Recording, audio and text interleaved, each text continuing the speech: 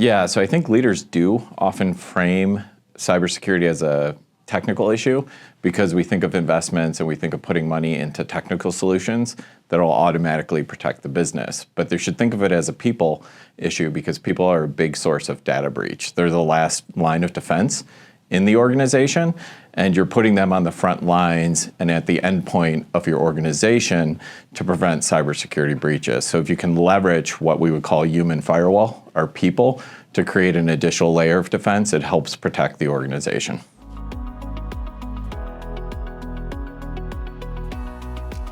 Culture, trust, and security, from my research, show they're interrelated. And it's a lot about people want to be treated well. And what we look at is how organizations treat employees, what additional benefits they give them beyond their salary.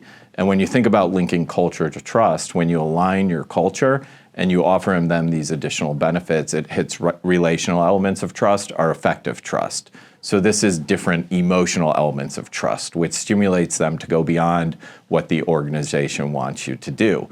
When you think about how that relates to cybersecurity, it has a spillover effect. We treat you well, our values are aligned, you kind of go beyond what we would say is reactive security to proactive security. And by adding these benefits in and hitting these relational elements, it motivates people to want to act in the best interest of the organization across a number of different domains.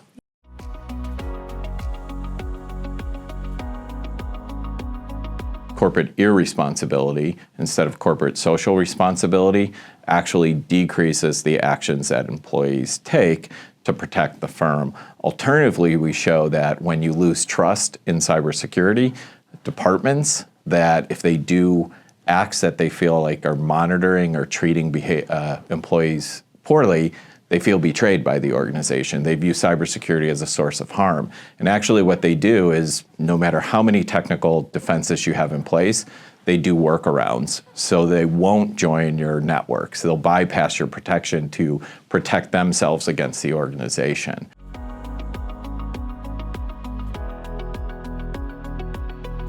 Burnout's a big thing with cybersecurity. We're inundated with a number of different security countermeasures put in place. Often, employees don't understand those countermeasures.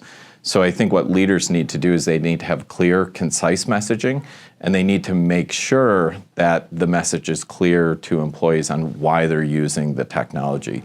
For instance, why are we putting multi-factor authentication in? It's viewed as a burden for some people.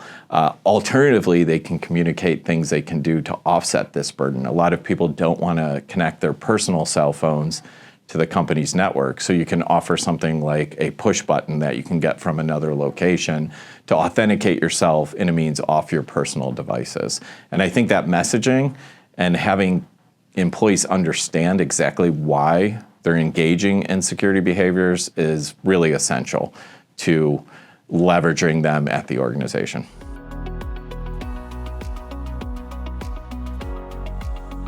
It's about value alignment.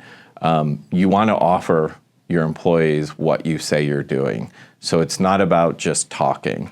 It's about actually engaging in those initiatives that you're implementing.